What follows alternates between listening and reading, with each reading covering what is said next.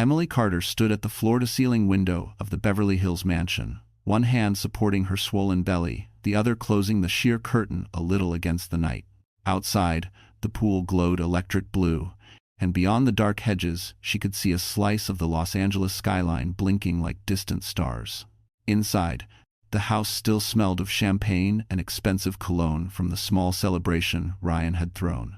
The marble floor shone, the designer chairs were perfectly placed, everything looked like a magazine spread, and yet Emily felt strangely out of place in her own home. Behind her, little Lily's pink socks pattered softly on the hardwood. "Mommy?" the 4-year-old asked, rubbing her eyes. "Is Daddy done talking yet?" She clutched her stuffed bunny to her chest, curls wild from running between grown-ups all evening. At dinner, Ryan had barely noticed her, his eyes fixed on his phone while he muttered about numbers and markets. When Lily tried to show him the crooked heart she had colored, he had nodded without looking, the way you nod at a stranger on the street. Emily had seen it and felt something inside her quietly crack. "He is still working, baby," Emily said gently, forcing her lips into a smile she did not feel. "Big people problems. He will kiss you goodnight later, okay?" Lily nodded, but the look on her small face said she already knew better. Children in rich houses learn fast, Emily thought, faster than anyone wants to admit. She lifted Lily onto the huge king-size bed, the mattress swallowing the little girl in soft white sheets, and lay down beside her. Lily tucked the bunny under her chin, then rested one small hand on Emily's rounded stomach, as if guarding the baby. "Is the baby listening to us right now?" Lily whispered, eyelids drooping. "He is always listening," Emily answered. "Or maybe she. We will find out soon." For a moment, the sweetness of it flooded her chest, washing away the unease.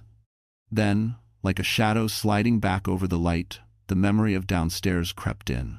Ryan laughing too loudly at something Vanessa said. Vanessa's manicured hand on his sleeve, her red mouth close to his ear, the way they had stepped aside together near the terrace, a private world that did not include the pregnant wife refilling juice for her daughter. A year ago, Ryan would have crossed the room just to kiss her forehead, proud to show everyone the woman who had believed in him, back when all he had was a rented desk and a second-hand laptop. Tonight, he had introduced her with a distracted smile. "This is Emily," before turning back to Vanessa and the cluster of investors, as if Emily were part of the furniture. Emily lay still until Lily's breathing grew slow and heavy. Then she slipped carefully off the bed, wincing at the sharp pull in her lower back, and padded down the hallway, following the murmur of voices. She paused at the top of the stairs, hidden by the shadow of a tall plant. Below, in the open living room, Ryan stood with his back to her, phone pressed to his ear, shoulders tense. Vanessa sat on the arm of the sofa, one heel dangling, smiling a slow, knowing smile. "I told you," Vanessa's voice floated up, playful and sharp. "She is dragging you down, Ryan. Family makes you weak in this game." Emily's heartbeat stumbled as she realized they were not talking about investors at all. Tonight, something would break. Before Emily ever stepped into a world of glass walls, flashing tickers, and men who spoke in numbers instead of feelings, she had been just another American girl trying to make rent in a tiny Brooklyn walk-up. She spent nights designing logos on her beat-up MacBook Air, drinking cheap tea while the radiator clanged beside her. Life was small, but it was hers. Back then, Emily carried dreams, not expectations. She rode the subway with paint swatches in her tote and listened to design podcasts because they made her feel less alone. She lived paycheck to paycheck, yet she never complained. Her friends joked she believed too much in people, especially in broken ones. She didn't know that someday this softness would make her a target. She met Ryan on a humid Manhattan summer night at a startup mixer she only attended because her landlord threatened another rent increase. He was charming, slightly awkward, and surprisingly humble. He talked about building something meaningful, something that mattered, and Emily, with her open heart, believed every word. She had no idea she was shaking hands with a future stranger. Ryan pursued her like a man who knew what he wanted. Park picnics, dollar pizza. Long walks along the East River. He listened when she spoke about her mother's passing and how her father worked too much to show love properly. Ryan said he admired her strength. Emily let him in because he felt safe. Her father, Richard Carter, never trusted Ryan's ambition. In his Park Avenue office, surrounded by quiet authority, he warned Emily that men chasing power rarely stop at one milestone. But Emily defended Ryan fiercely. Their argument ended with slammed doors and words they couldn't take back. The silence between father and daughter grew into something sharp. When Ryan's company finally took off, everything changed fast. Investors replaced friends, trips replaced dinners. Emily watched the man who once held her hand across cheap diners transform into someone polished and distant. She reminded herself that success was stressful. She reminded herself that love required patience. Sometimes patience felt like erasing herself. Still, she stayed. She believed in the vows she had made. She believed people grew through pressure. When Lily was born, she hoped motherhood would anchor Ryan again. For a moment, it did. He held Lily with trembling hands, eyes soft, voice unsteady. Emily clung to that version of him, even after he slowly disappeared again. Then Vanessa arrived first as a PR director, then as a constant presence. Her voice became the one Ryan listened to. Her smile lingered too long. Emily noticed. Wives always notice. But every time she tried to talk to Ryan, he brushed her off with cold logic, saying she was tired, hormonal, imagining things. Emily tried to convince herself she was overreacting, but the late-night messages, the sudden urgent trips, and the way Vanessa touched his arm during events told a different truth. Emily felt something slipping between her fingers, something she had fought to protect for years. She remembered a night, months before the party, when a colleague accidentally mentioned that Ryan and Vanessa often stayed late in a Manhattan hotel lobby working on brand strategy. Emily felt the floor tilt, but she swallowed her fear, telling herself that trust meant choosing belief over suspicion. Now, standing in the upstairs hallway of her own Beverly Hills home, hearing their voices drift upward, Vanessa's smooth, sharp tone and Ryan's tense replies, Emily felt her breath shake. Something was wrong. Something had been wrong for a long time. And tonight, she sensed the truth was finally rising to the surface, whether she was ready or not. And the next word they spoke would change everything. Richard Carter had built an empire from nothing, yet the one thing he had failed to protect was his own daughter. On Park Avenue, in his corner office overlooking the restless heartbeat of Manhattan, he often stood alone with the city lights flickering across his glasses.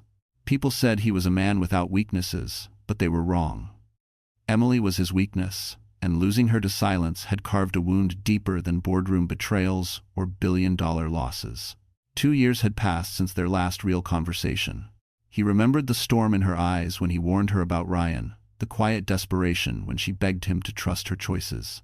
He had said too many cold words, and she had left his office with trembling lips, her pride shattered. 3 days later, he received a short message. "Dad, I need space. I love you, but please respect this." After that, she never responded again. Richard blamed himself every single day. Still, he followed her life from afar. Articles about Ryan's rising tech empire. Photos of events where Emily stood in the background, smiling softly, always overshadowed by her husband's ambition. He saved every picture, though he would never admit it. Secretly, he mailed gifts to Lily on birthdays with no return address. Every year, Emily sent back a simple thank you card in neat handwriting. That small gesture kept him alive. One chilly morning, months before the Beverly Hills party, Richard sat at his long mahogany table while an associate briefed him on a confidential investor situation. The name Ryan Maxwell came up more than once. Stock manipulations, shady capital movements, rumors involving the PR director Vanessa Reed. Richard listened while holding a Mont Blanc pen between his fingers, the same model Emily had given him years ago for Father's Day. Every detail tightened something inside him. He dismissed the associate, closed the conference room door, and stared out over Park Avenue. If Ryan had dragged Emily into dangerous waters, he needed to know. Yet he was terrified of showing up in her life again, uninvited. What if she told him to leave? What if she blamed him for the marriage that had suffocated her? He decided to stay silent but vigilant. When an invitation to a strategic investor gathering in Los Angeles arrived, bearing Ryan's company logo, Richard hesitated only a second. He booked a flight that afternoon. He wasn't going as a CEO. He was going as a father who had waited too long to step in. Landing in Los Angeles felt strange. He hadn't set foot in California for years, not since taking Emily to Disneyland when she was 12. He still remembered her clutching his arm on Space Mountain, laughing harder than he'd ever heard. He carried that memory like a fragile keepsake.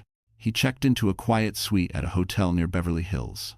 From the window, he could see luxury cars gliding down the boulevard, palm trees swaying under a fading sun. He ordered room service and forced himself to eat, though he barely tasted the food. Between bites, he scrolled through old photos of Emily on his iPad, her graduation, her wedding, Lily's first Christmas. Each picture tightened the knot in his throat. He rehearsed what he might say. "Emily, I'm sorry. I never should have pushed you away. Come home if you need to." But none of the words felt worthy of the pain he had caused.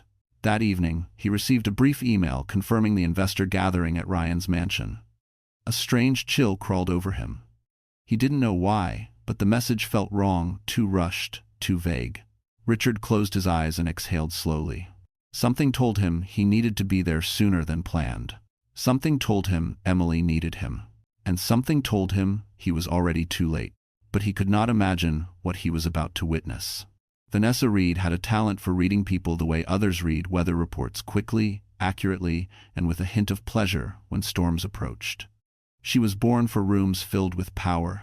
From the moment she stepped into Ryan's company as the new PR director, she moved like someone who already belonged at the top floor. Sharp heels, flawless hair, crisp blouses that looked like they came straight off Fifth Avenue mannequins. Vanessa didn't just walk into spaces, she rearranged them. She spotted Ryan's weaknesses within the first week: ambition, vanity, fear of failure, and under all of that, a craving for validation he pretended not to have. She fed those weaknesses the way a gardener feeds roots, quietly, carefully, with poisonous sweetness. In Manhattan, the staff joked that Vanessa could make anyone confess a secret or change an opinion just by switching her tone. In meetings, she placed a manicured hand on Ryan's shoulder, whispering the right words at the right moment. "You're the face of the company. You need to look untouchable." Or, "Investors love a clean image. Don't let anything muddy it." Ryan listened. Too much. Vanessa started controlling what interviews he gave, which events he attended, which narratives the media should push. A family man billionaire was good for magazine covers, but terrible for high-risk investors who wanted agility, not diapers. So she began planting tiny seeds. "Emily is sweet," she said once, her voice dripping sympathy, "but sometimes sweet is limiting." Ryan laughed awkwardly, but he didn't correct her. Another time, "You have the chance to be legendary. Don't let domestic chaos bury that." Emily's name was never mentioned directly after that, but her presence became a shadow, an inconvenience in Ryan's world of sharp edges and climbing numbers. Vanessa made sure of it. When the company prepared for its first post-IPO quarter, Vanessa stayed late at the Manhattan office nearly every night. Ryan stayed too. Their strategy sessions blurred into late dinners, then into whispers and long looks. Soon, the walls between professional and personal dissolved completely. The affair wasn't explosive. It was calculated, slipped into place, a puzzle piece that fit too easily. Vanessa had no intention of being the other woman. She wanted to be the only woman. She wanted Ryan's world, his power, his future. Emily? She saw her as a placeholder, something temporary, sentimental, and weak. When Ryan bought the Beverly Hills mansion, Vanessa celebrated more than Emily did. Los Angeles meant distance. Distance meant influence. Influence meant control. During meetings, she sat closer to Ryan. During parties, she introduced herself as someone deeply trusted by the Maxwell brand. She even moved into a sleek condo 10 minutes from the mansion, calling the location strategic for PR emergencies. But no one knew the truth. Vanessa planned everything. She researched Emily, her past, her medical records, her father's wealth. She noted every crack in the marriage. She learned Emily was pregnant again. That detail irritated her more than anything.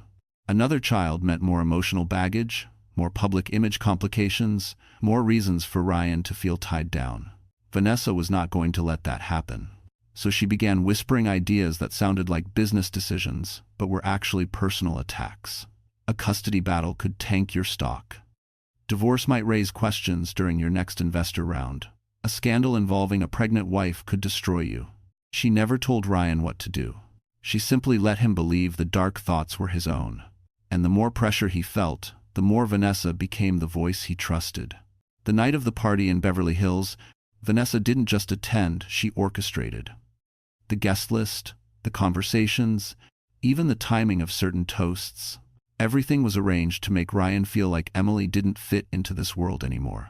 And Emily, standing alone in her own house with swollen feet and a tired smile, didn't even realize the trap already forming around her. And Vanessa's next move would push Ryan past the point of no return. The Beverly Hills mansion had never looked more breathtaking than it did that night. Soft gold lights under the eaves, candles flickering along the patio, champagne glasses still half full on marble counters. But beneath the glamour, something darker pulsed like an undercurrent waiting to pull Emily under. The last guests had drifted out, their luxury cars rolling down the long driveway until only silence remained. Emily should have felt relief. Instead, she felt the air tighten around her. She stood in the hallway, one hand resting on her belly, trying to ease the dull ache low in her back. She replayed moments from the evening. Ryan's distant smile, Vanessa's hand lingering on his arm, the way both of them kept stepping away for whispered conversations. Emily felt like a ghost drifting through her own gathering, invisible even to the man who once swore she was his whole world. Lily had fallen asleep hours earlier after chasing Bubbles across the patio. Emily had carried her inside, brushing dirt from her dress, whispering lullabies until the little girl's breathing slowed. For a few minutes, she felt peace. But now, as she walked downstairs into the dim glow of the living room, that peace vanished. Ryan was already there. He stood by the bar cart, pouring himself another drink. The ice clinked sharply against the glass. He didn't look up when she entered. Emily's heart tightened. She knew that version of him, the version that shut her out so completely she felt like she was speaking through glass. "I didn't see you much tonight," she said softly. Ryan downed the drink in one swallow. "Busy. I know. It's just..." Her voice faltered. "You didn't even check on Lily." Ryan finally looked at her, eyes cold, expression unreadable. She was fine. Emily swallowed.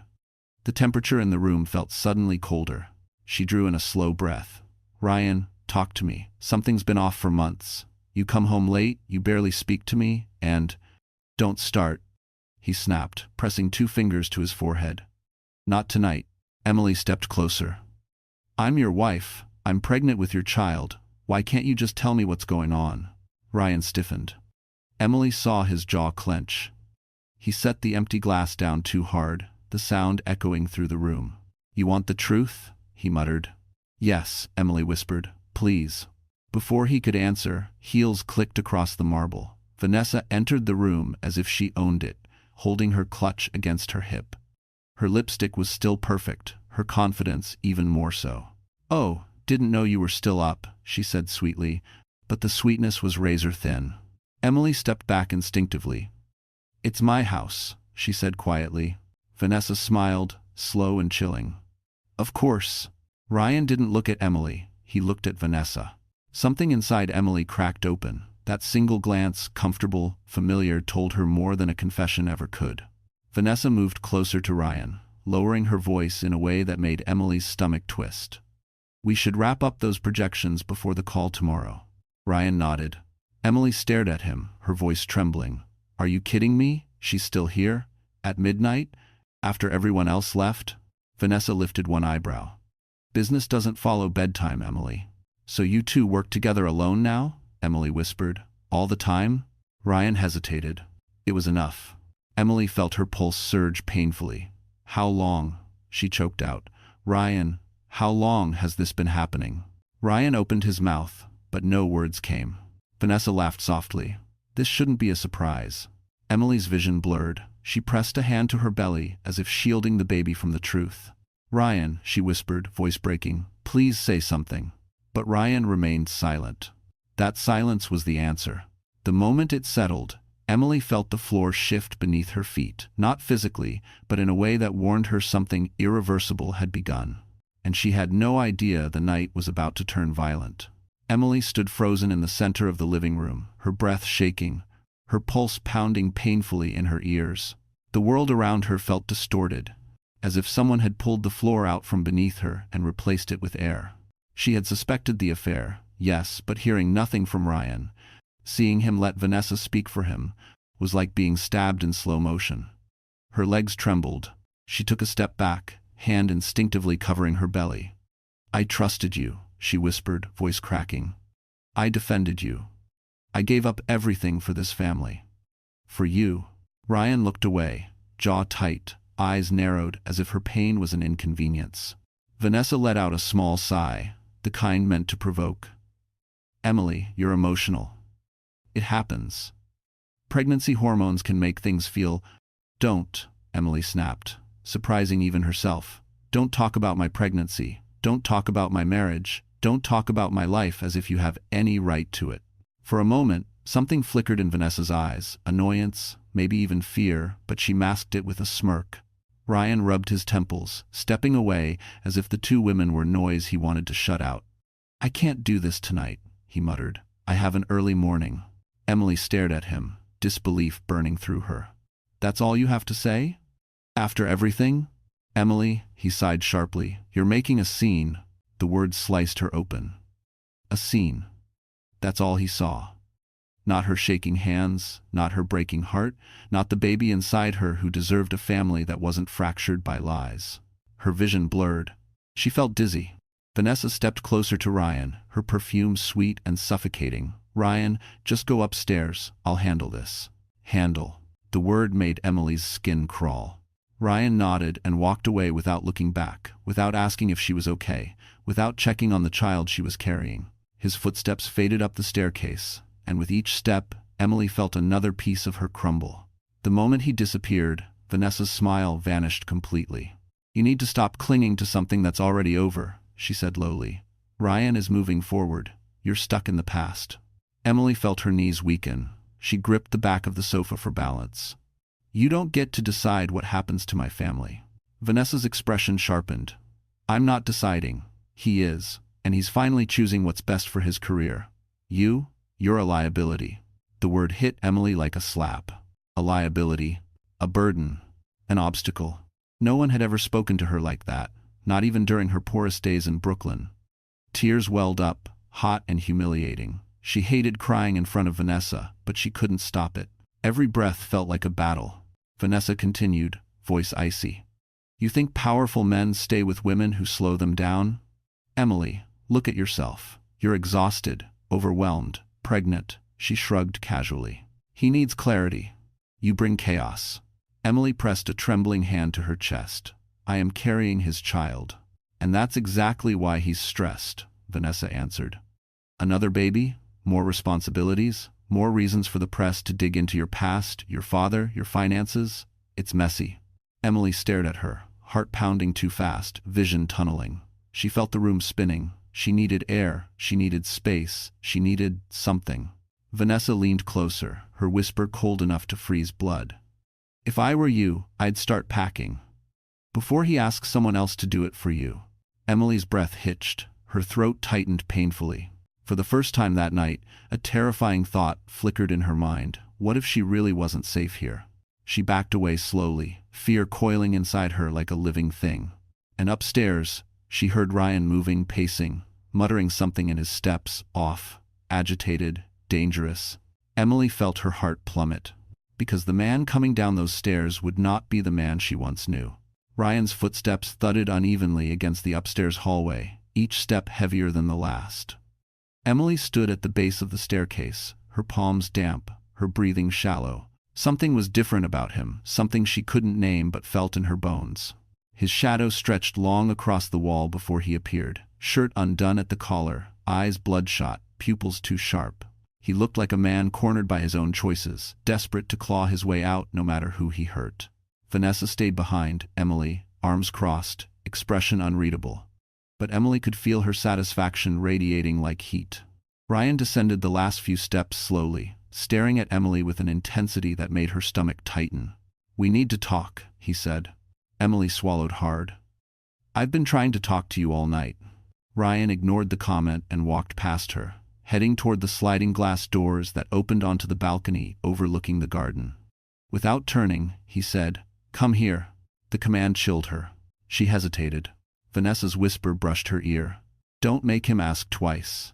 Emily flinched. The air felt wrong, thick, dangerous. Still, she followed Ryan outside because she needed answers, and because part of her still hoped she was imagining the darkness she saw in his eyes. The balcony was lit by soft, recessed lights along the railing. From here, the garden below looked peaceful, the stone pathway shimmering in the moonlight. A gentle breeze rustled the tall hedges.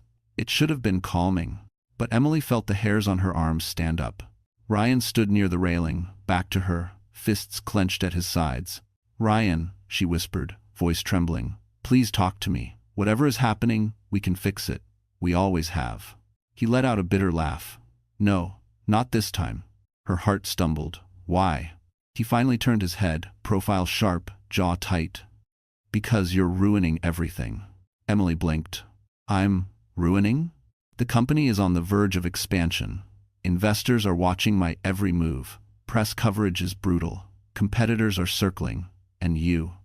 His voice cracked with anger. "You're dragging me down with your emotions, your needs, your constant presence." Emily pressed a hand to her belly in instinctive protection. "I'm your wife." He shook his head slowly, almost sadly, but there was no sadness in his eyes. "You were convenient once," Ryan said quietly. "Not anymore." For a moment, Emily forgot to breathe. Vanessa stepped onto the balcony then, her heels soft on the tile. "Ryan," she murmured, "you don't have to explain everything." Emily spun toward her. "What did you do to him? What have you been telling him?" Vanessa smiled, a thin, cruel curve. "Nothing he didn't already believe." Emily felt her knees give slightly. She grabbed the railing for support. Ryan stepped closer. Too close. Emily could smell the alcohol on his breath, could see the wild desperation in his eyes. "You think I don't know your father has been investigating me?" he hissed. "You think I don't know the board is questioning my decisions because of your baggage? You think I don't see how every headline paints me as distracted because of my domestic issues?" Emily's stomach flipped. "My father, what does he have to do with any of this?" "Oh, don't pretend," Vanessa said lightly. "Richard Carter showing up in Los Angeles? That's not coincidence. He's trying to undermine Ryan. He's been doing it for months." Emily shook her head, trembling. "My father doesn't even talk to me." "Exactly," Ryan snapped. "So why is he suddenly sniffing around my business?" Emily opened her mouth, but before she could answer, Ryan stepped even closer, anger rising like a tide. "You ruined my life," he whispered. Emily froze. Those 4 words pierced her deeper than any betrayal. Then his expression shifted, subtle, chilling. A decision had been made, and Emily felt it. Her instincts screamed. Her breath caught, because the way he looked at her was the way a man looks before he does something unthinkable. Emily's pulse hammered against her ribs as Ryan's gaze pinned her to the balcony floor. The night air felt sharp, slicing into her lungs every time she tried to breathe. Somewhere inside the house, a clock ticked faintly, each second stretching the dread tighter and tighter inside her chest. She took a small step back, instinct warning her she needed distance, any distance from the man she once trusted with her life. "Ryan," she whispered, voice unsteady, "you don't mean that. You're angry, you're stressed. We can figure this out." He moved closer. Too close. His fingers twitched at his sides like he was restraining something dark, pressing to the surface. "You don't get it," he said, voice tremoring with a fury he barely kept contained. "I've carried you for years, protected you, provided for you. And what do I get in return? Dead weight." Emily's eyes burned. "I'm not dead weight. I'm your family." "Family," he repeated with venom, "is a liability when you're at the top." Vanessa leaned against the doorframe, arms crossed, face lit faintly by the warm indoor lights behind her. "Ryan, she's not listening. Tell her the truth, so she stops assuming things." Emily turned to her, tears slipping silently down her cheeks. "Why are you doing this? Why are you destroying my family?" Vanessa smirked. "Because ambition doesn't wait for anyone. You were in the way. And Ryan finally sees it." Emily felt the smallest flicker of anger beneath her terror. "You manipulated him." Vanessa's smirk widened. "No, dear. I simply revealed what he already wanted." Emily shook her head, breath catching. "You're wrong. He loved me." Ryan let out a short, humorless laugh. "Loved." Past tense. Emily's heart cracked with a slow, suffocating ache. She backed up until her spine brushed the cold glass railing. The drop below wasn't high enough to kill instantly, but it was high enough to break bones, high enough to end a pregnancy, high enough to silence someone. Ryan stepped closer, his face now inches from hers. "You're going to ruin everything," he whispered, his voice trembling with a sickening mixture of fear and rage. Richard sniffing around. "The board is starting to panic. If this family situation blows up publicly, I lose everything." Emily stared at him through tears. "So what? You're choosing her? Money? Ego?" "I'm choosing survival," Ryan hissed. Vanessa's voice floated from behind them. "It's simple math, Emily. You cost more than you're worth." Those words. That was when something inside Emily finally broke, not her spirit, but her tolerance. Something ignited. A spark of the woman she used to be, the fighter, the dreamer, rose inside her. But her resolve came seconds too late. Ryan grabbed her wrist. Hard. Emily gasped, the pain sharp. "Ryan, stop. You're hurting me." His fingers tightened. "You should have walked away when I asked you to." "You never asked," she cried. "I'm asking now." She pulled, but his grip only tightened. Panic surged through her. She could feel the edge of the railing pressing against her lower back, her stomach twisted in terror for the baby inside her. "Ryan, please," she sobbed. "Lily needs me. The baby, please." Her plea didn't reach him. He was too far gone. Behind him, Vanessa watched silently, her face unreadable until a faint flicker of triumph appeared in her eyes. The wind rushed louder. Emily's heart pounded harder. Ryan leaned in, his breath cold against her ear. "Goodbye, Emily." Her blood turned to ice. Her world shrank to a single heartbeat. A single terrifying second. Ryan's hands shifted, Emily's feet slipped, and the night around her shattered, because the push came faster than her scream could leave her throat. For one suspended, horrifying moment, Emily felt weightless. The world tilted, the night air ripped past her ears, and her scream tore from her throat too late to stop anything. The balcony lights blurred into streaks of gold. She reached instinctively for something, anything, but her hands sliced through empty air. Her stomach lurched violently, terror crushing her chest. She thought of Lily. She thought of the baby. She thought of how unfair it all was. Then impact. It wasn't the hard stone path. It wasn't cold marble or unforgiving tile. It was warmth. Strong arms. Emily gasped, body jolting as she landed not on the ground but against someone's chest. Her vision swam, pain shooting up her back, but she was alive. Alive. She blinked through tears, trying to focus. The familiar voice hit her like a miracle. "Emily, I've got you. You're safe." Her father? Richard. He stood beneath the balcony, breath heavy, arms locked around her. He must have seen the fall, must have moved without thinking, must have risked his own life to catch her. Her tears came hot and uncontrollable. "Dad, Daddy." "I'm here," he said, voice rough, holding her as if she were still his little girl. "I'm right here." Above them, Ryan appeared on the balcony, face twisted in shock, not guilt, not regret, but panic. Vanessa stepped beside him, eyes widening when she spotted Richard below. Richard looked up slowly, fury simmering beneath the surface like a volcano waiting to erupt. "Richard," Ryan stammered, voice cracking. This isn't what it looks like." She slipped. Emily tried to speak, but pain shot through her abdomen. Richard held her closer, his eyes never leaving Ryan's. "You tried to kill my daughter," Richard said, voice low, shaking with controlled rage. "I saw everything." Ryan froze. Vanessa's mask cracked for the first time. Richard carried Emily toward the garden steps, shouting for help. A security guard from down the driveway rushed over, stunned by the scene. "Call 911, Richard barked. "Now." Emily clung to her father's suit jacket, trembling uncontrollably.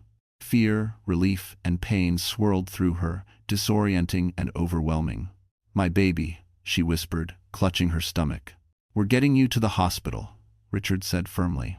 "You and the baby will be okay. Stay with me, Emily." She nodded weakly, tears slipping down her cheeks. Behind them, Ryan scrambled, voice cracking as he tried to maintain control. "Richard, wait, we can talk about this." But Richard didn't even turn his head. Inside the house, Vanessa grabbed Ryan's arm. "Ryan, don't just stand there. We need a plan. Damage control, statement drafting, security footage." Her voice dissolved when Richard spun around, fire in his eyes. "There's audio on the balcony cameras," he said sharply. "Every word, every whisper, including that little goodbye you thought no one heard." The color drained from Ryan's face. "No. No. No." Vanessa stiffened. "He's bluffing," she muttered, though her voice betrayed fear. Richard lifted a small object from his pocket, a tiny device shaped like a USB. "One of your own staff handed me this tonight, said they didn't like what they were seeing between you two." Vanessa's mouth fell open. Ryan staggered back. Emily watched them from her father's arms, her world spinning, but her mind suddenly crystal clear. They weren't just monsters, they were scared monsters. Cowards. Sirens wailed in the distance. Lights flashed. Richard held her tighter as paramedics ran toward them. "You're safe," he whispered again. "I have you. I'm not letting go again." Emily closed her eyes, letting the tears fall freely. But even as they lifted her onto the stretcher, even as pain throbbed through every bone in her body, she felt something new rising inside her. Strength, determination, and a fury she never knew she possessed. Because Emily knew this wasn't the end, it was her turn to fight back. The hospital room was dim, quiet except for the steady hum of machines and the soft beeping that reassured Emily her baby was still alive. She lay propped up by pillows, pale but conscious, one hand resting protectively over her stomach. Her body ached with every breath, but something deeper, something fierce had awakened inside her. No more fear. No more silence. No more excuses for a man who never deserved her loyalty. Richard sat at her bedside, holding her free hand tightly. For hours, he had refused to leave, his eyes red from both anger and guilt. "Emily," he whispered, voice soft yet breaking. "I'm sorry for every moment I wasn't there. I'm sorry for letting you face this alone." She squeezed his hand weakly. "You saved me," she whispered. "You saved your grandchild. That's all that matters now." Before Richard could answer, the door opened. Michael Hayes entered, tall, steady, composed in a way that calmed the entire room. He carried a folder under his arm and a quiet determination in his expression. "I've gathered everything," he said to Richard, then turned to Emily with gentle eyes. "How are you feeling?" "Sore," she admitted, "but alive." "And that," Michael said softly, "is already a victory." He placed the folder on the table. Inside were photos, time-stamped security footage, stills, emergency call logs, and statements from 2 staff members who had witnessed far too much over the past months. Solid evidence. Irrefutable. Emily swallowed, her heart tightening. "This is enough to put them both away?" Michael nodded firmly. "It's enough to bury them." Richard stood, jaw clenched. The protective fire in him was no longer silent. "He tried to kill my daughter. He thought he could erase her and get away with it." He glanced at Michael. "We go public." Full exposure. Michael's lips curved into a faint, knowing smile, already in motion. As if on cue, Emily heard a commotion outside the room. Raised voices. Footsteps. Then a nurse rushed in, breathless. "Miss Carter, you need to see this." The nurse wheeled a small TV stand forward and switched on a breaking news broadcast. Ryan's face filled the screen, pale, frantic, surrounded by police as he was handcuffed on the steps of his own mansion. Reporters shouted questions. Flashing cameras lit up his stunned, angry expression. Ryan Maxwell, tech billionaire, has been arrested on charges of attempted murder, conspiracy, and evidence tampering. Emily watched silently. Her heart didn't race, her hands didn't shake, she felt nothing but clarity. Vanessa appeared next on screen, being escorted out by investigators. Her confidence was gone, replaced by panic. She tried to cover her face, but cameras caught every second. Sources confirm that Vanessa Reed, PR director for Maxwell Tech, is also under investigation for orchestrating a targeted manipulation campaign and assisting in an alleged murder attempt. The anchor's voice faded into background noise as Emily closed her eyes briefly. She had imagined justice before, but never like this. Never so complete, never so public, never so deserved. She felt Richard's hand settle on her shoulder. "This is just the beginning," he said gently. "We're rebuilding your life now. Together." Emily opened her eyes. Michael stood quietly beside the bed, watching her with concern and something warmer, softer, unspoken. She offered him a tired smile. "Thank you for fighting for me, for us." Michael shook his head. You did the hardest part, Emily. You survived. Later that evening, after Richard stepped out to take a call, Michael lingered at her bedside. He hesitated, then spoke softly. When you're ready, if you ever want help rebuilding not just legally, but emotionally, I'm here. Emily felt her breath hitch, not from fear, but from something like hope. Real, new, unexpected hope. Maybe one day, she whispered, when life feels safe again. Michael smiled gently. I'll be right here when it does. As she lay back, listening to the heartbeat monitor syncing with her baby's steady rhythm, Emily felt the warmth of something she thought she had lost forever: peace. And for the first time in years, she believed that tomorrow could be beautiful. Because Emily's story was no longer about survival, it was about rising. The morning light filtered softly through the hospital blinds, painting warm stripes across the room. Emily woke to the distant hum of activity in the hallway and the steady rhythm of the fetal monitor beside her. For the first time, in what felt like forever, she wasn't waking to fear. She wasn't waking to Ryan's cold silence or Vanessa's sharp whispers hiding behind closed doors. She was waking to safety, thin, fragile, but real. Lily slept curled on a nearby recliner, her tiny hand still clutching the stuffed bunny Emily had brought from home. Someone, probably Richard, had tucked a blanket around her and placed a juice box beside her for when she woke. Emily's heart squeezed. Lily had already endured too much. Her little girl deserved the kind of life Ryan had never cared to give. A soft knock sounded on the door. Michael stepped inside, holding 2 cups of coffee. He offered one to Emily, placing it gently on the rolling table. Decaf, he said with a small smile. Doctor's orders. Emily's lips curved. Thank you. Your father is downstairs making a statement, Michael explained. He's handling everything so you don't have to. Emily nodded, grateful but anxious. What's happening with the charges? Michael pulled a chair beside her bed. He opened a thin binder filled with legal notes. The evidence is stronger than we expected. A staff member came forward this morning. They saw Ryan grab your arm earlier that night before the balcony. Another worker overheard Vanessa pressuring him about removing obstacles. And the balcony audio. He paused, eyes softening. It's unmistakable. Emily inhaled slowly. So there's no way he can twist this anymore. No, Michael said firmly. This time, the truth speaks louder than any PR spin.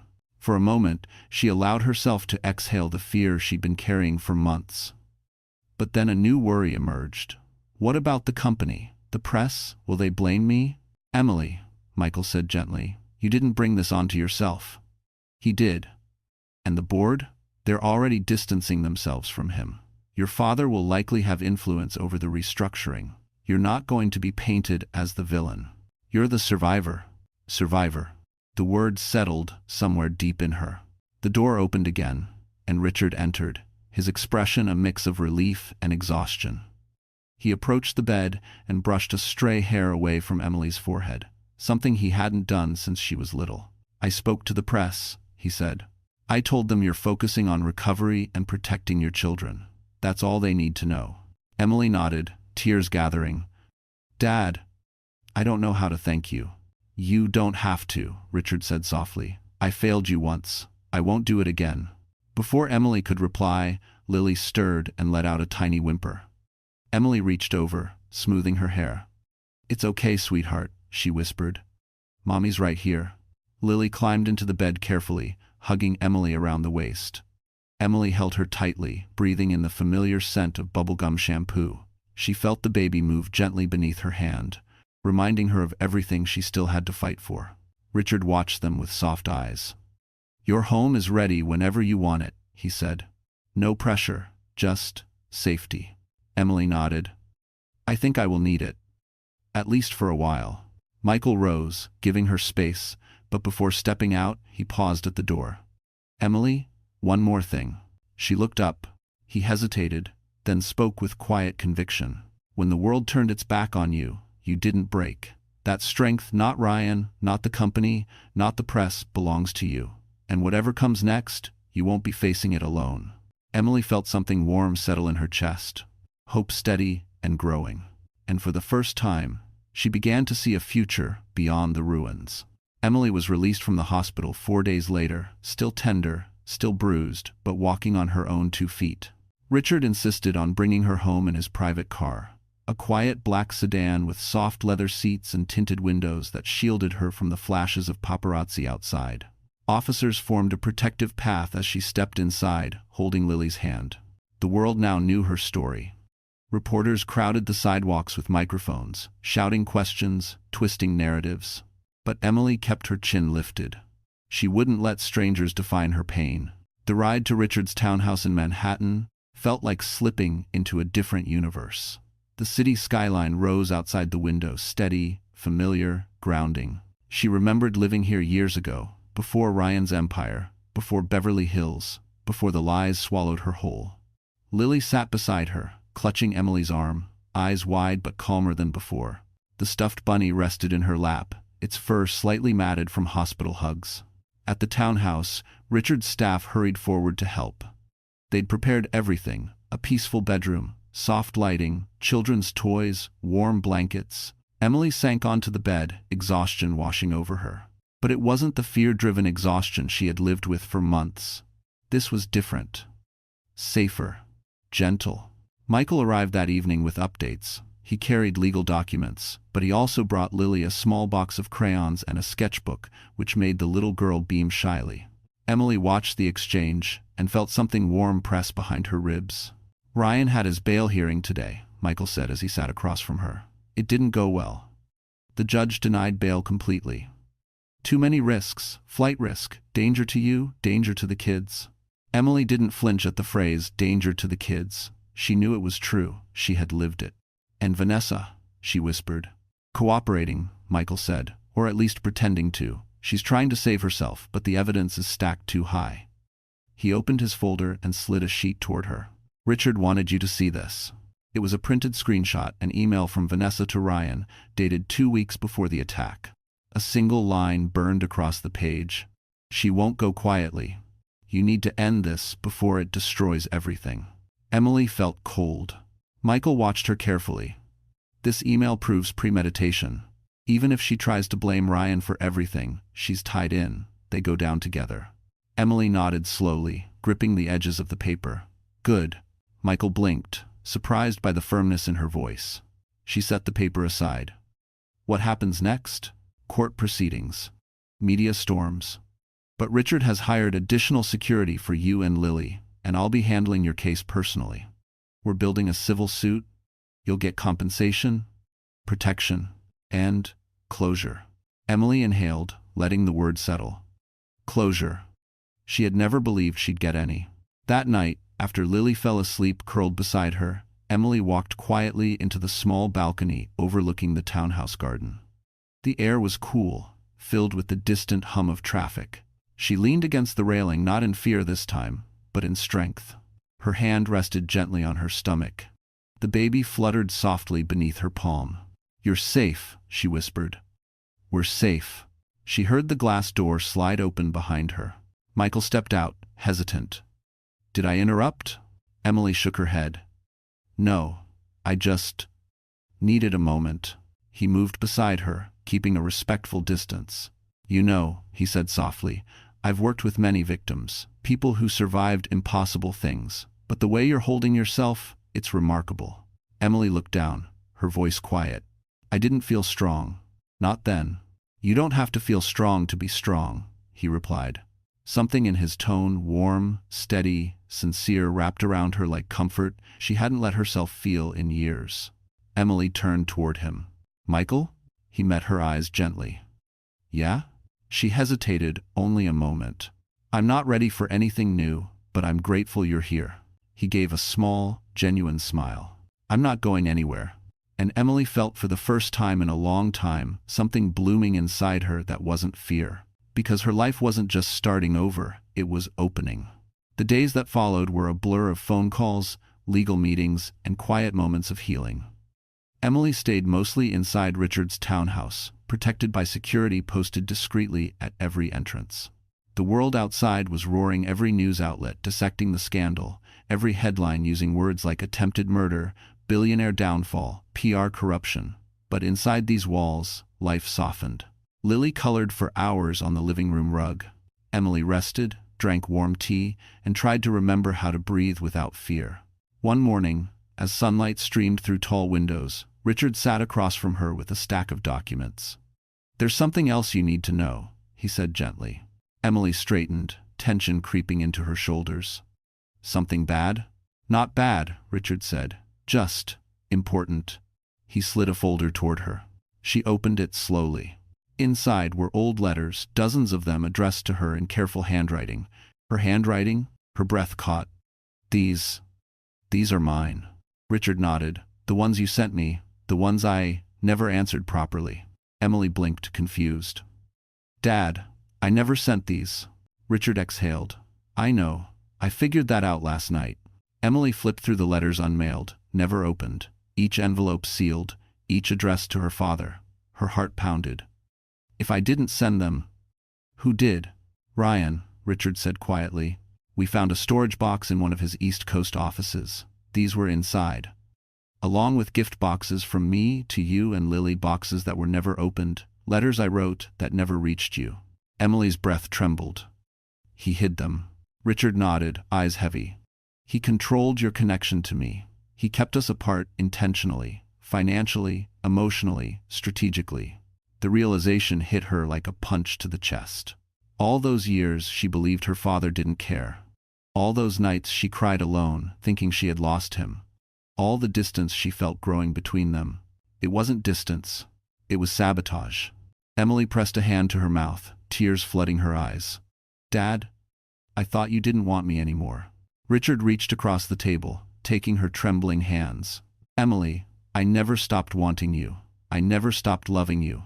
I wrote you every month. I sent gifts. I tried to call, but your number changed." He blocked every attempt. Her tears spilled over. "He isolated me." Richard squeezed her hands. "But you're not isolated anymore." Emily nodded slowly, letting the truth settle, painful but clarifying. Ryan hadn't just betrayed her as a husband. He had manipulated her world until she stood alone, believing she had no one but him. That control had been deliberate, calculated, cruel. Michael entered then, carrying a laptop. His expression shifted when he saw the tears on Emily's face, but she shook her head gently. "I'm okay," she whispered. "Just learning the truth." Michael sat beside her. "There's more truth coming." He opened the laptop. A paused video appeared on screen, security footage from the night of the incident. Emily stiffened. "You don't have to watch this," Michael said softly. "I do," she whispered. "I need to see it." He pressed play. There it was, the balcony. Ryan's face contorted with rage, Vanessa lurking behind him like a shadow, Emily's own frightened figure, the words, the push, the fall, Richard's gasp. The desperate catch. Michael paused the video.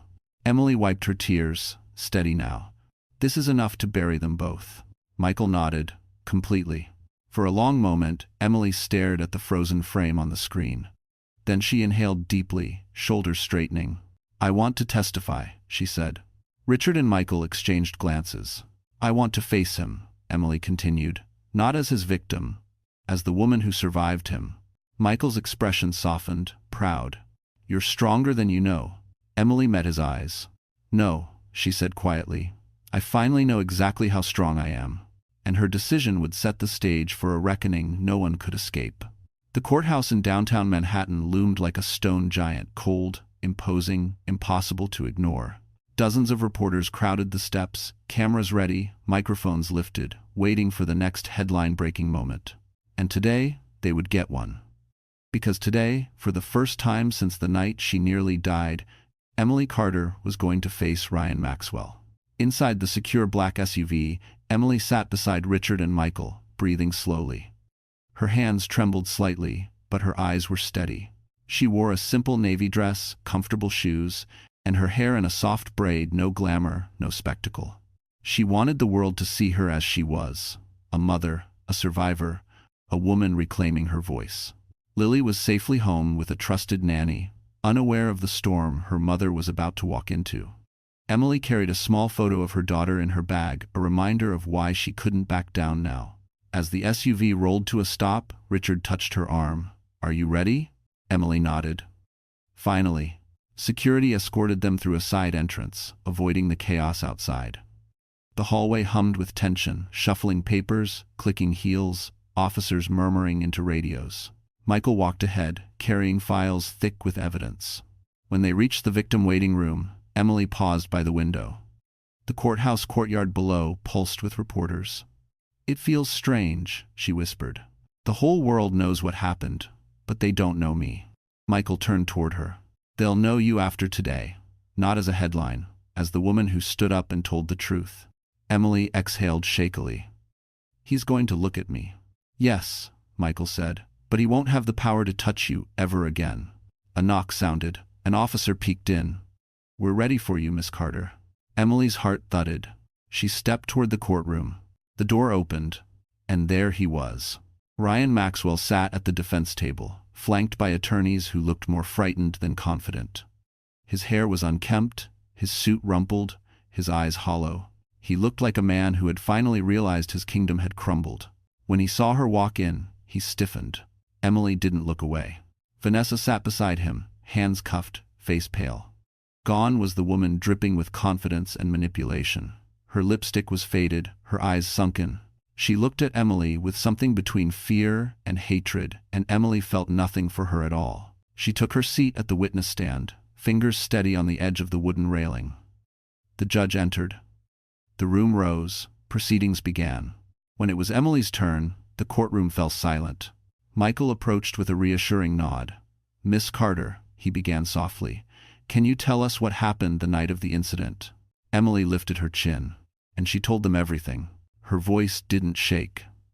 Not once. She described the tension, the confrontation, Ryan's words, Vanessa's threats, the pressure on the balcony, the moment Ryan grabbed her, the whisper of "goodbye," the fall, and her father catching her. Gasps echoed. One juror covered her mouth. Even the judge's expression tightened.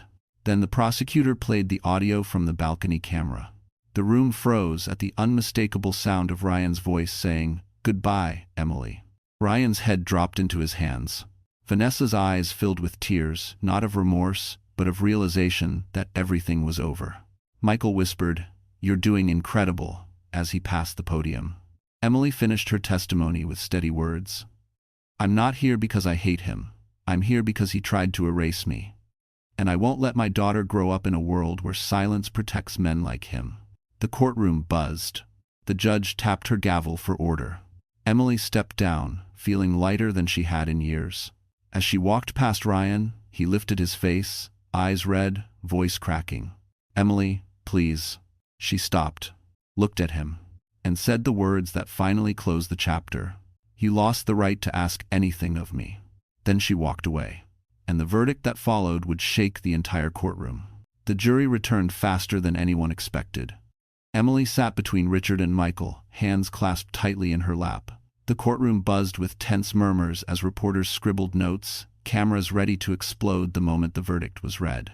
Emily felt her heartbeat in her throat, not fear of losing, but fear of reliving everything again in the seconds before closure finally arrived. Ryan sat hunched at the defense table. His once perfect posture collapsed into something defeated. His expensive suit hung awkwardly on him now, like he no longer fit inside the body he had crafted for power. Vanessa sat beside him, mascara smudged, jaw clenched, fingers trembling around the edge of her cuffed wrists. They weren't a team anymore, just two selfish people terrified of the consequences they'd created. The bailiff stepped forward. "All rise." The jurors filed in, faces unreadable. Emily's stomach knotted. Michael leaned closer and whispered, "No matter what happens, you've already won. You're here, alive, strong." She nodded, breathing slowly. The judge adjusted her glasses. "Madam Foreperson, has the jury reached a verdict?"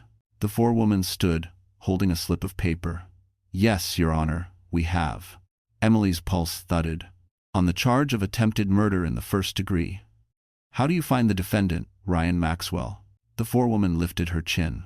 "Guilty." A collective gasp rippled through the room. Emily closed her eyes, a single tear slipping free, not from sadness, but from release. From truth.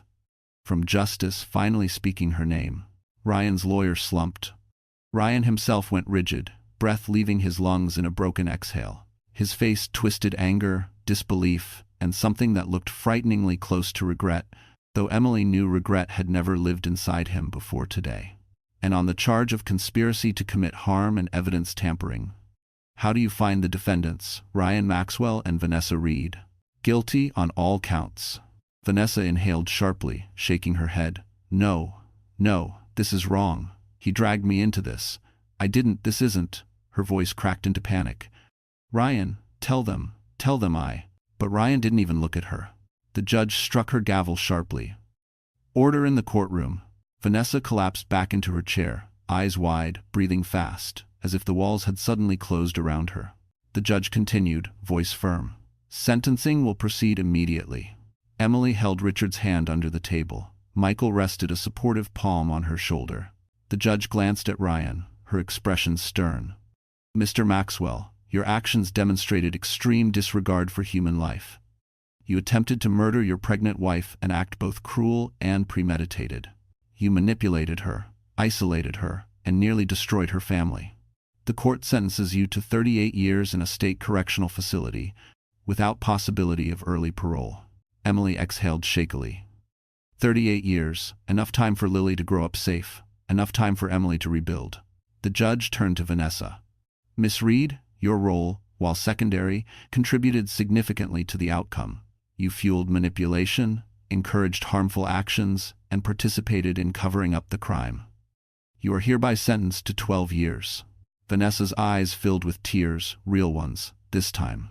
But Emily felt nothing. Vanessa's pain wasn't hers to carry.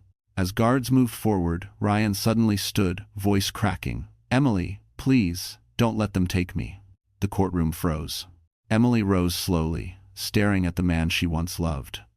I didn't do this to you, she said softly. You did. He shook his head like a desperate child.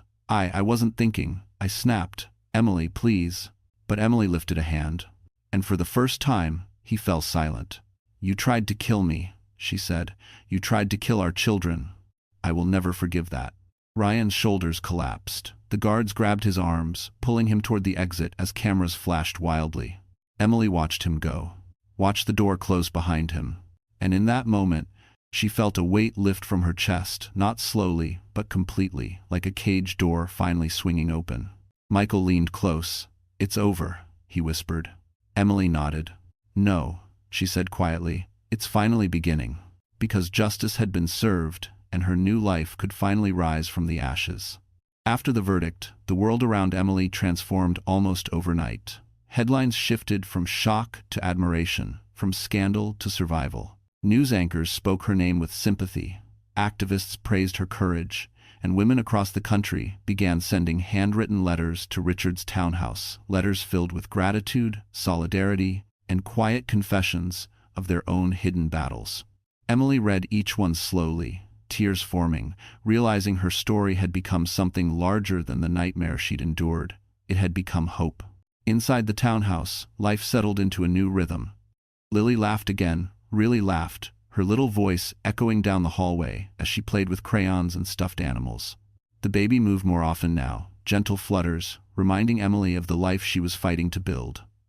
Every flutter felt like a promise. One crisp afternoon, Michael visited with documents tucked under his arm. Emily was sitting in the sunlit study, reviewing children's books she wanted to read to Lily. The light caught her hair just right, softening her features. She looked peaceful, something Michael hadn't seen on her face since the day they met. He cleared his throat gently. I didn't mean to interrupt. Emily smiled. You're not. Come in. He set the documents on the table. These are updates from the civil case. The financial settlement will be large. Very large. You'll be fully secure your children too. Emily nodded slowly. Money used to intimidate her. Now it simply felt like protection. Thank you, Michael. For everything. He shook his head. You don't have to thank me. I'm doing my job. No, she whispered, meeting his eyes. You're doing much more than that. For a moment, silence stretched between them comfortably. Michael studied her quietly, as though memorizing the steadiness she had grown into.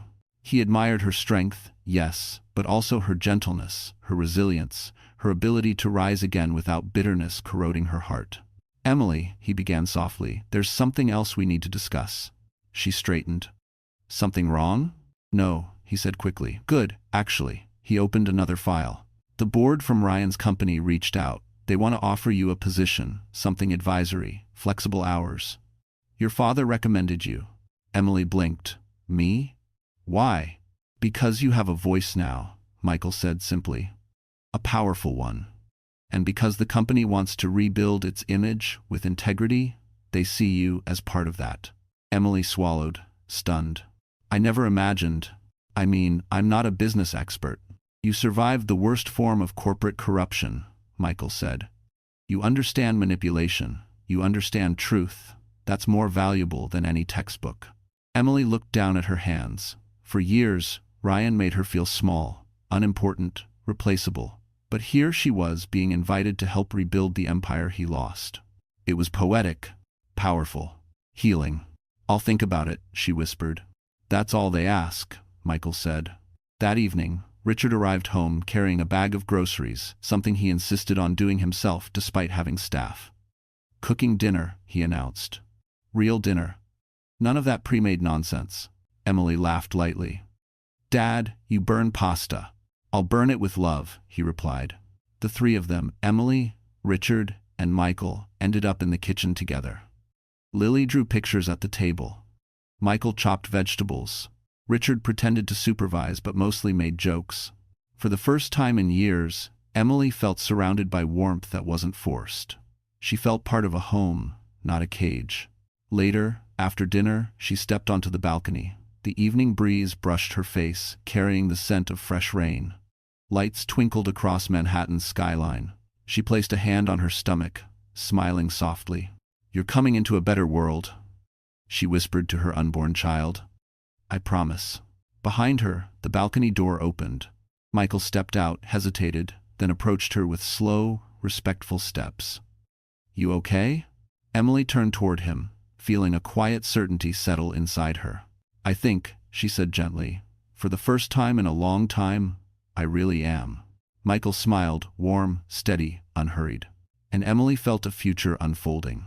Because her heart wasn't just healing, it was opening to something new. Winter settled softly over Manhattan, dusting the rooftops with pale frost and turning the townhouse windows into glowing squares of warmth. Emily sat in the living room, sorting through Lily's toys while the faint scent of cinnamon from the kitchen drifted through the air. She felt calmer these days, steady, anchored, almost whole. Life had rebuilt itself in quiet, meaningful pieces. Every morning brought small joys. Lily's laughter, the baby's gentle kicks, Richard's attempts at breakfast, and Michael's steady presence that warmed the house without ever demanding space. But healing wasn't linear. Some nights, the memories crept back. Ryan's voice, the cold railing against her spine, the sensation of falling. Yet each time fear surfaced, something else rose to meet it. Strength. And not just hers, her father's. Lily's. Michael's. She was held by people who truly cared. One afternoon, a letter arrived, hand-delivered by a uniformed officer. Richard opened it, scanned the contents, and his jaw tightened. Emily, he said quietly, this is from the prison. Her breath hitched. Ryan? Richard nodded. He wrote you a letter. Do you want it? Emily stared at the envelope. Her instinct was to refuse. To burn it, to pretend his existence no longer touched hers. But something inside her whispered that closure wasn't avoidance. Closure was facing the last remaining shadow. I'll read it, she said softly. Richard handed her the envelope and stepped aside, giving her space. Emily sat down, hands trembling as she unfolded the letter. The handwriting was messy, frantic. Emily, I don't know why I'm writing this. They said there's no point. But I need you to know I wasn't myself. I was under pressure. Vanessa pushed me. The board pushed me. The world pushed me. I made mistakes. I lost control. I didn't mean to. It wasn't supposed to go that far.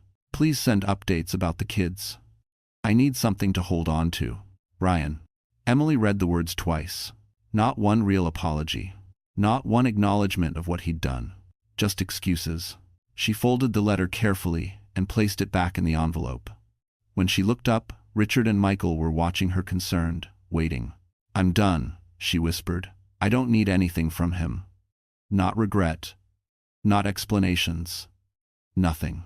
Michael stepped closer, voice gentle. Do you want me to respond on your behalf? She shook her head. No, let the silence speak. Richard placed a comforting hand on her shoulder. I'm proud of you. She smiled faintly. I'm finally proud of myself. Over the next weeks, life continued to shift. Emily began informal Zoom meetings with the company board, exploring the advisory role. She discovered she had a natural ability to read people, spot manipulation, and speak calmly with clarity. Her voice carried weight not because she demanded authority, but because she had earned it. One evening, after Lily went to bed, Emily stepped outside to the small courtyard behind the townhouse. Snowflakes drifted slowly, melting on her coat. She felt peaceful, almost serene. Then she heard footsteps. Michael approached, hands tucked in his coat pockets, breath forming soft clouds in the cold air. "Couldn't sleep?" he asked gently. "Just thinking," she replied, "about everything. How much has changed, how much I've changed." He nodded. "You've come a long way." "So have you," she said, smiling. "You've been here every step." Michael hesitated, then looked at her with a vulnerability she hadn't seen before. "Emily, I don't want to cross any lines. I know you're healing. I know timing matters. But I need to say something." She turned fully toward him. "Yes? I care about you," he said quietly, "more than I probably should." The world felt very still. Emily's breath trembled, but not from fear. "I know," she whispered, "and I care about you too." He didn't move closer. He didn't assume. He simply offered a soft, hopeful smile. "When you're ready," Michael said. "No rush. I'll be here." Emily felt warmth spread through her, a gentle, honest warmth. "Maybe," she whispered, "I'm closer to ready than I thought." Snow fell around them, soft as forgiveness. Because love was returning to her life, not fast, not forced, but real. Spring arrived slowly in Manhattan, washing the city in soft sunlight and fresh breezes that carried hints of possibility. Trees along the streets bloomed pale pink, and the townhouse windows stayed open longer each day. Emily felt the seasons shifting inside her too quietly, steadily, like her heart was thawing after a long winter. She was still healing, but she was no longer afraid of the future. Now, she was curious about it. One bright morning, Michael picked her up for a meeting with the board. It was her first time visiting the company's Manhattan headquarters since everything happened. She hesitated at the glass entrance, the building towering above her like a monument to the past she'd escaped. But Michael offered his arm, not forcefully, just gently, and she accepted. Together, they stepped inside. The board meeting went better than she expected. These were the same people who once smiled politely at her during company parties, seeing her only as the billionaire's wife. Now, they greeted her with respect. Real respect. They asked for her insight. They valued her perspective on ethics, safety, and culture topics Ryan never cared about, but Emily understood deeply. After the meeting ended, one board member approached her privately. "Miss Carter," he said softly, "your voice is exactly what this company needs. If you accept the advisory role, it won't just be symbolic. You'll have influence. You'll help us build something better." Emily nodded, overwhelmed but grateful. As she and Michael stepped outside, sunlight warmed her face. She looked up at the sky. "I never imagined I'd step into this world like this." "You earned it," Michael said, hands in his pockets. "And you shine in it." Emily felt a flutter in her chest that had nothing to do with the baby. Later that day, they strolled through Central Park. Lily skipped ahead, chasing pigeons while holding her stuffed bunny, its ears flopping wildly. Emily walked slowly, both hands around her belly, feeling the baby's soft movements. Michael walked beside her, close enough to be comforting, far enough to be respectful. "What are you thinking about?" he asked gently. "Life," she answered. "How strange it is that everything I thought was the end turned out to be the beginning." Michael nodded. "Sometimes we have to lose what was never meant for us to find what is." Emily smiled. "You sound like a therapist. Maybe I missed my calling." They both laughed softly. The sound felt natural, like they had always been walking side by side on paths they didn't know were leading toward each other. As they reached the Bethesda fountain, Lily ran up to them. "Mommy, look, I drew a family." She held up her sketchbook, crayon figures, 3 of them. One was clearly Emily, one was Lily. And the third? Emily felt her breath stick.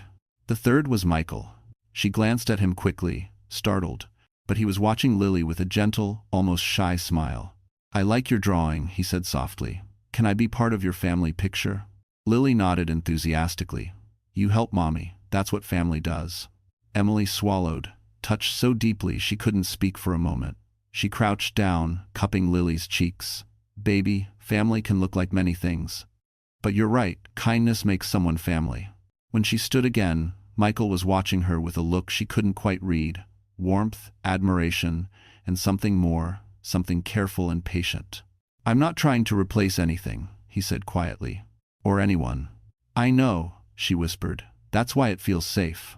He exhaled a breath of relief. They walked home slowly, Lily skipping between them. The sun dipped lower, washing the city in gold. Emily felt the baby shift inside her again, strong and steady.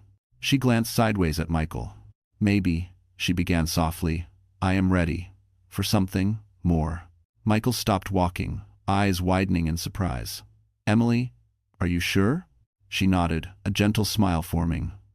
Yes, because this time it feels right. And as the evening breeze wrapped around them, Emily felt the world aligning in ways she never believed it could.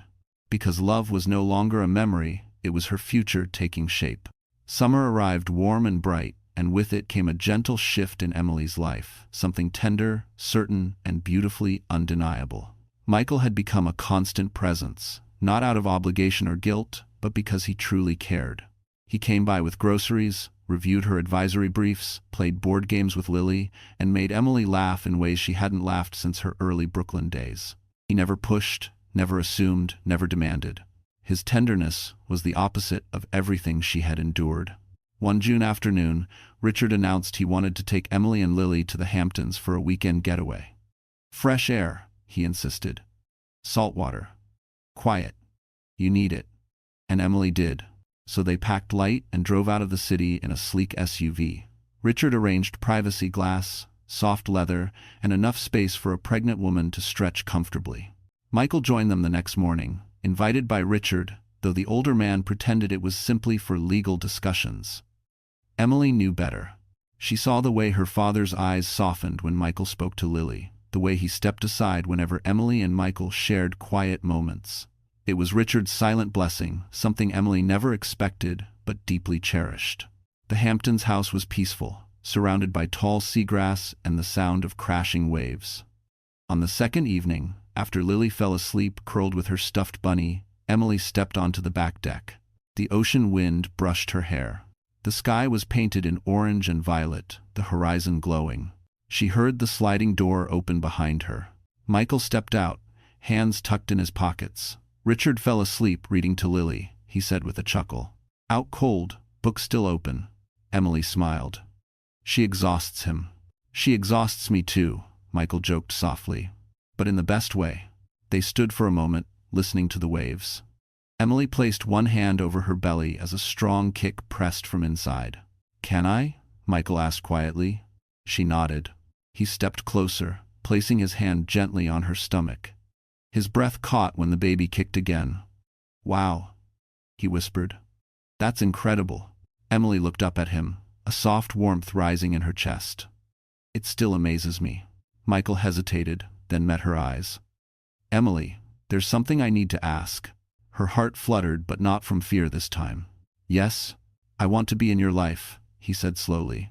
In this life. Not as your lawyer. Not as someone standing on the sidelines, but as someone who cares about you. Who cares about Lily. About the baby. I know everything you've been through. I know you're cautious, and I'll wait as long as you need, but I want to build something with you. Emily inhaled shakily, tears forming not from pain, but from emotion so pure it startled her. Michael, she whispered, you've already been building something with me. Every day.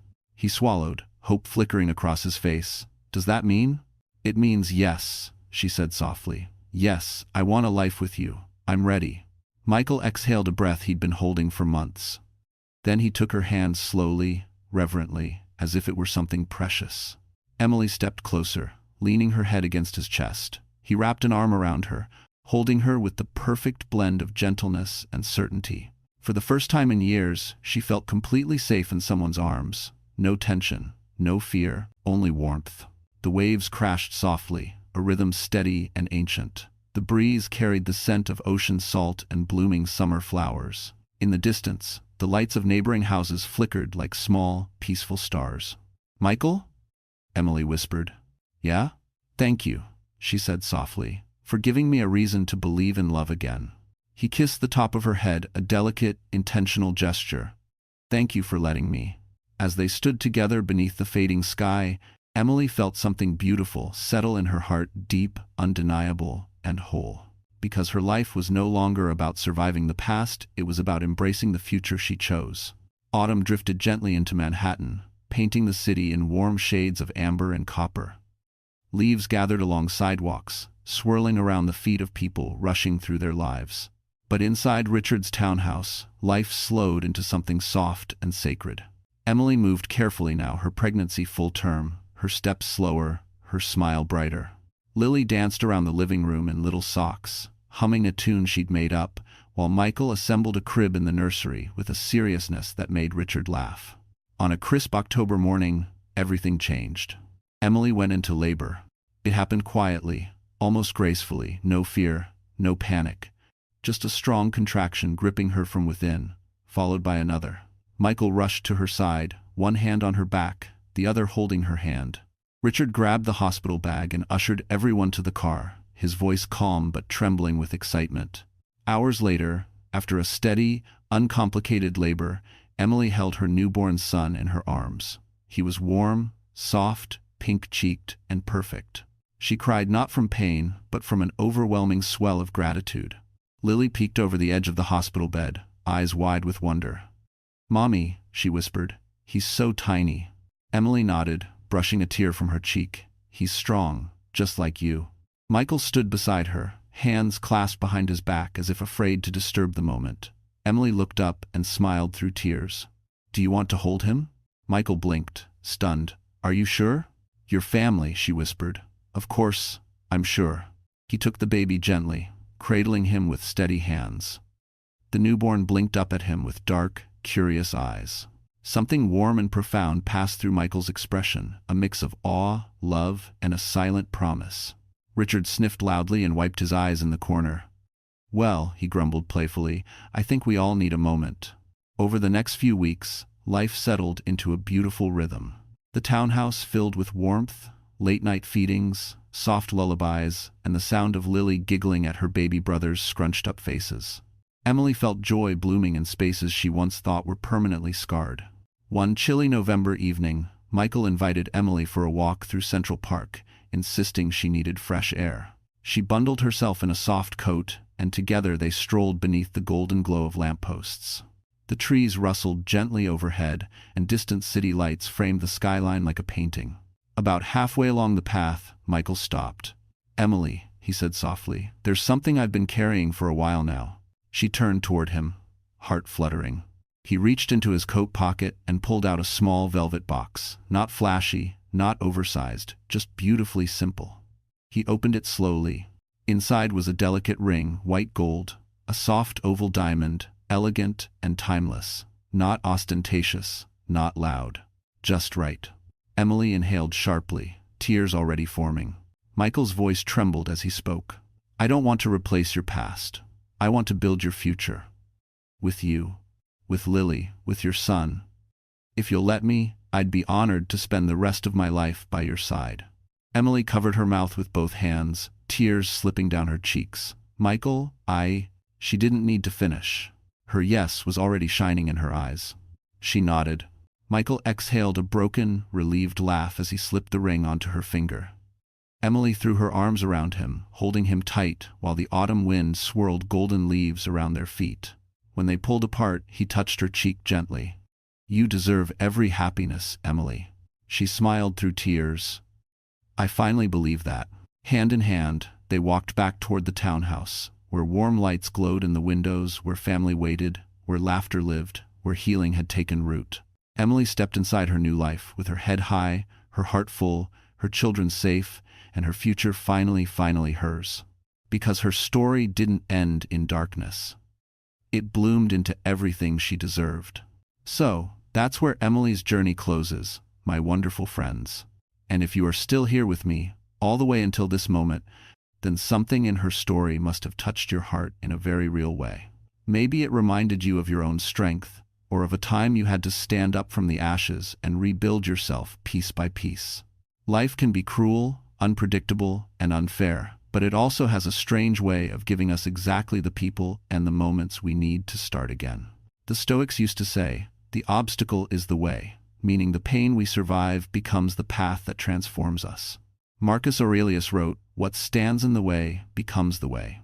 And Emily is living proof. When life tried to break her, she didn't just heal, she rose. If you're going through something, please remember this. You are allowed to begin again. You are allowed to choose peace. And you deserve a life that treats you gently. If this story moved you, even just a little, please don't forget to like, share, and subscribe to the channel. Your support helps us bring more healing stories to those who need them most.